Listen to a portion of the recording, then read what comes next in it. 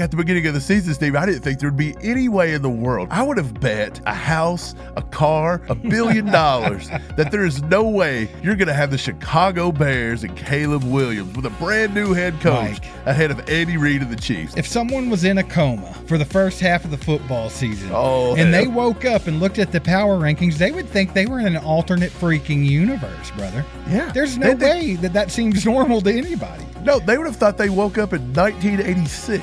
They'd have been looking for hoverboards. Marty McFly, baby.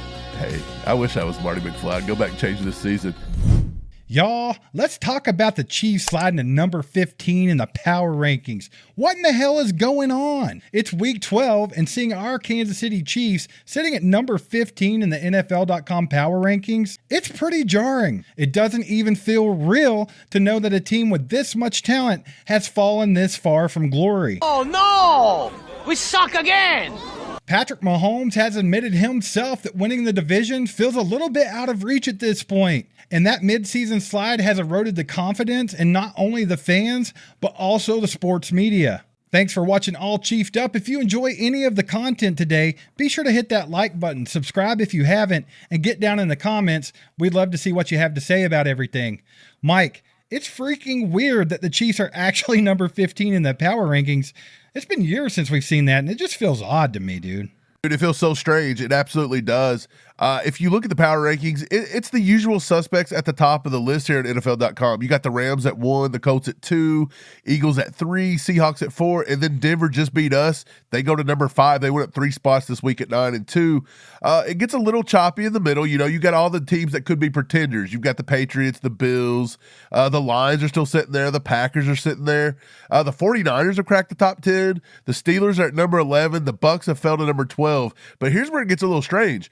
Baltimore at number 13 at 5-5. I know they've won 4 in a row, but we beat Baltimore week 3 pretty convincingly to the point that Lamar Jackson decided he was going to go sit on the bench for a few weeks and fake an injury.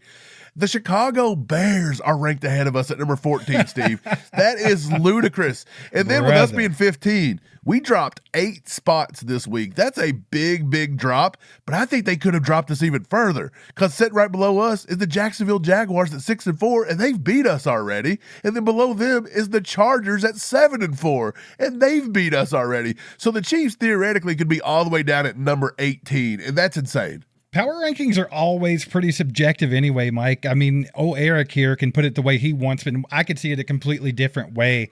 So, I mean, it really is weird, but I think that the Chiefs dropping in anyone's power rankings is completely justified after that performance against Denver. Just the fact that Denver's sitting at number 5 in anyone's power rankings and the Chiefs are at 15, you get that metallic taste in your mouth from the nauseousness, and you just kind of want to gag a little bit because it's disgusting. But the Chiefs have put themselves in this position, and now they got to claw their way back out of it, dude. Dude, I just can't get over the fact that the Bears are sitting at 7-3 and they're above us in the power rankings. Like at the beginning of the season, Steve, I didn't think there'd be any way in the world. I would have bet a house, a car, $1 billion that there is no way going into week 12, week 13, somewhere in that range of the season, you're going to have the Chicago Bears and Caleb Williams with a brand new head coach ahead of Andy Reid and the Chiefs. That is wild. If someone was in a coma for the first half of the football season and they woke up and looked at the power rankings, they would think they were in an alternate freaking universe, brother. Yeah. There's no way that seems normal to anybody. No, they would have thought they woke up in 1986. They'd have been looking for hoverboards. Marty McFly, baby. Hey, I wish I was Marty McFly. I'd go back and change this season. Hey, McFly, you bojo! But let's talk about the Chiefs' draft position as today, Steve. The Chiefs are not only number 15 in the NFL power rankings, but if the draft were held today, the Chiefs would also be drafting number 15th overall. The Chiefs have not been projected to draft this high since the year they drafted Mahomes, where they did trade up 17 spots to get to number 10. So you would need to go all the way back to 2013 when the Chiefs drafted none other than Eric Fisher with the number 1 overall pick to find the last time a Chiefs team earned such a high pick. But yes, 13 years later, and here we are. This is quite the uncharted territory for a Patrick Mahomes-led Chiefs team, if I should say so myself. So even if the Chiefs did draft number 15, that feels like no consolation for how this season has gone. I would not be happy whatsoever if we played this freaking bad all season and we only got the number 15 pick. Mike, we've been able to trade up and get Mahomes at number 10. We've been able to trade up and get McDuffie at 21. I think there's times where we can get up to that mid first round range if we play our cards right. So it doesn't really seem that great to me to get that spot. And it's definitely not a consolation. I just wish the Chiefs could really dig in here, look at themselves in the mirror, have a come to Jesus meeting with everybody, get everybody to right this ship, dude, and just claw their way into the playoffs, because I truly believe this team has a lot of talent. People will argue that. They'll be like, oh, it's just talent. You think it's talent because they're fast or this or that or projected to be good, but really they haven't done anything yet. So really they're not talented. But I truly believe that they are. I think that the ceiling's super high, and I think even halfway there is a damn good football team on the offensive side of the football. We just got to get this play calling right, and this team's got to start executing, because I think they could make a run in the playoffs if they could sneak into it. Right. I'm trying to think of a silver lining that could possibly come from us drafting a little higher than we usually do. And I mean, the obvious is that you're going to get a better chance and a better crack at getting a game-changing player on your roster. Now, there's some downsides, there's some upsides of that. Number one, you could get that game changer, but the downside is, does Andy Reid rely on the rookie as much as he needs to? So you've always got that going. You've always got the chance that you just whiff on it whatsoever. You've also got the chance that Brett Veach decides he wants to trade down, get more draft capital. It is what it is. But the way it is right now, I don't think the Chiefs are going to stay at 15th overall drafting. I think it's going to go, hopefully, back towards the 32nd mark, not down towards the first. But the Chiefs have drafted 2 times. I'll say this. They've drafted number 15 2 times in since 2020, at least. And the first time was in 2008. They drafted Brandon Albert, which was a guard tackle out of Virginia. That turned out to be a decent pick. And then in 2005 at number 15, Steve, we took one of the best linebackers to ever play with the Chiefs, maybe the best, Derek Johnson. We both loved him coming out of Texas. So, I mean, there's a little silver lining to picking a little early. You're going to take a championship caliber team, a team still in the midst of a dynasty, and you're going to put a top 15 pick on that team. That's crazy. I still don't see the silver lining myself, because they were able to get the best offensive lineman in the draft last year at pick number 32. So why would I want to lose, not make the playoffs, just to get a 15th pick in the draft? That's Absolutely crazy to me. Never in any world would I want that to happen.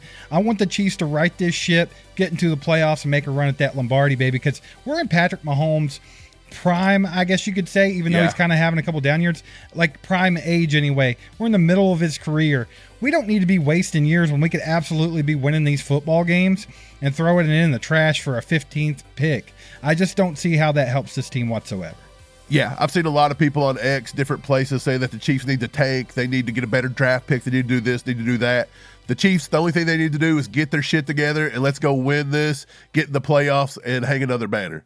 So we've partnered with DraftKings Sportsbook, and fans all throughout Missouri, your game day is getting ready to be a lot more exciting, because DraftKings will be here before you know it. Be among the first to get in on the action when DraftKings Sportsbook officially goes live, bringing it same game parlays, live betting, props, and much more. We love picking crazy over and unders and props to put together insane parlays. So Missouri, this one's for you. Right now, new customers can get $300 in bonus bets on launch day. So sign up using our promo code ACU and get in on the action now. There's no need to wait. And speaking of no need to wait, let's get back to the show.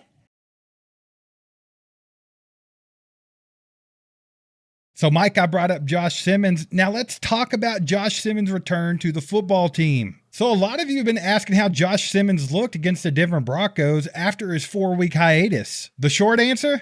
Not so shabby, honestly. He mainly went up against defensive end Jonathan Cooper on the majority of his pass protection snaps, and he done a pretty solid job. While he did allow 4 pressures across a whopping 56 opportunities, none of them were particularly egregious losses. Simmons also recorded 1 positive grade and 2 negative grades in the run game, according to PFF, although his opportunities were pretty limited in that department. Yeah, Steve, so we had talked about it. We said that Josh Simmons probably was going to have his worst game pressure-wise, and I think he did that. Per PFF, he had 4 pressures, which actually makes the most pressures he's had in a single game. But look, he had a 4-week hiatus. You mentioned that already. I think he looked pretty good in his week back in action versus that defensive line. That was pretty crazy. Jonathan Cooper, pretty good at getting after the passer. Nick Benito was over there a few times. I think he struggled more in the run game than he did the pass game. What I watched him do in the pass game, yes, he did get beat. He allowed 4 pressures. He did this, he did that. But I don't think any of his losses were that bad. It wasn't like he just got blown by over and over again. He held his own in a lot of those. I do think the running game, him and Jawan Taylor, the tackles in the run game did not look very good. They all got outscored by the interior guys like they always tend to do. Josh Simmons has got to get the run game on par with the pass protection. And I do know everybody believes this. If you just keep Patrick Mahomes clean, we can handle that being a left tackle. We also don't run a lot either, but I would like to see the tackles get better in the run game. That way the run game could actually be a little bit more efficient when Andy does decide to run the rock. Yeah, Mike, but like Andy Reid reminded everybody, this Denver Broncos defense is the best in the NFL. A lot of people are really down on the offense after that atrocious performance in Denver, but we kind of forget this defense. They're top tier, baby. They're coming after you. I still think the offense could have put up more points with a different game plan, or if they could have stuck to more of hard run calls and not just done a lot of RPOs and not end up letting Patrick Mahomes throw the ball 45 times. There's a lot of different nuances there. But when all is said and done, they did play the best defense in the league, so it's hard to get too down on them for this particular performance. It just really sucks that it happened in a spot where their backs were against the wall and they had a must-win game for the division, and they didn't show up, man. I don't think a lot of people just felt like there was a whole lot of heart there, that there wasn't a whole lot of fight, and I think that's really what has fans so depressed and unhorned right now. I'm not that horny. Hopefully this team can flip it back around. Like I said, get some momentum going their way in this final stretch towards the playoffs. Right. Looking back at it, at the end of the day, I've thought about it. I've rewatched the game now. I put myself through that torture today. Don't know why I decided to do that.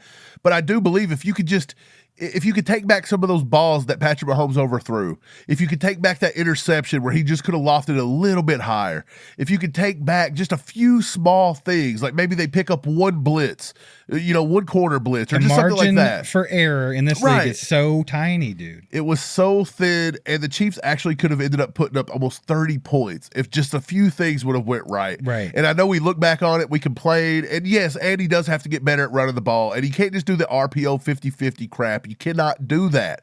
You've got to establish a run. You've got to make a team respect that, Steve. But at the end of the day, I think, you take Jawan Taylor's penalties out of the mix, you take all those mistakes out of the mix, and I thought Josh Simmons and the offensive line looked pretty good. I will say this, Creed Humphrey allowed his first sack in God knows how long. I can't even find the statistic. There's somebody in our comments dogging on Creed Humphrey's performance, brother. I can't remember what they said, but that's funny that you said that. He got worked, baby. That's what happened. No, Creed's the man. Okay, look, he's allowed one mediocre game every now and then. He still was awesome. But let's talk about Travis Kelce breaking Priest Holmes' all-time Chiefs franchise touchdown record. Even in that disappointing Week 11 loss to the Broncos, Chiefs tight end Travis Kelce made some history, scoring his 84th career touchdown to break Priest Holmes' franchise record. While Kelce was focused only on the defeat, telling reporters, quote, he could care less about that right now. Quarterback Patrick Mahomes did make sure the achievement got its due respect. Mahomes praised the future Hall of Famer, saying Kelce, quote, deserves it, the work that he puts in every single day, and noting that the clutch, record-breaking score came exactly when the team needed a big play.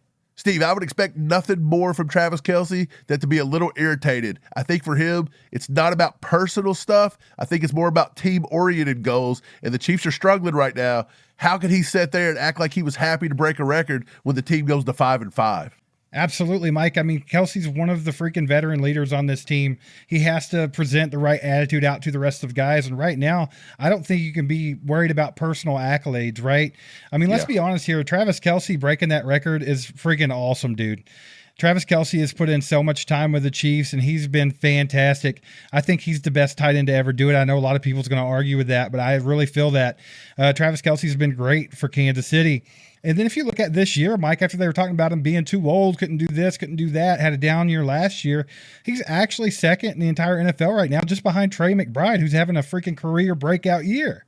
So I think Travis Kelce's doing his part, but he definitely has to stand up in the locker room and be that voice and get these guys back on track, brother, because they got to get their minds right. There is no room for error going forward, and they're going to have to be right mentally, physically, because this first game against the Colts is freaking huge, dude, and the Colts have been killing it this year. Yeah, this Colts game is massive.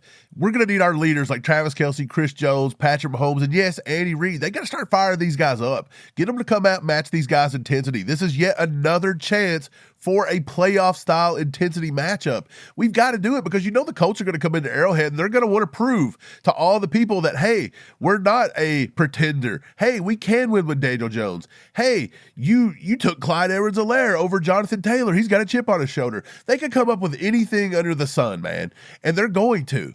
And we've seen Travis Kelce get fired up before. We've seen him go at Big Red in the Super Bowl and cause the crazy firestorm all over the internet saying he was abusing old people. So we know he can get after it. But the thing about, to me, this is an impressive thing by Travis Kelce, in my opinion. He did do it in 185 games played with the Chiefs, and that is an incredible longevity-driven career with the Kansas City Chiefs. But can we just take a second and applaud number 2 on that list, Priest Holmes, who had 83 touchdowns, 83, and he only played 65 games in a Chiefs uniform, Steve. That is freaking insane, the amount of production Priest Holmes put up in a Chiefs uniform. Yeah, that is absolutely freaking ridiculous, Mike. But y'all, get down in the comments. Let us know how you feel about the Chiefs being number 15 in the power rankings. Also, did you think Josh Simmons did well in his return after his hiatus? And lastly, show our boy some love down in the comments for breaking that Chiefs touchdown record, baby. Travis Kelce. That's going to wrap it up for today. Thanks for liking, subscribing, sharing this with a friend. We'll catch you next time. Go Chiefs.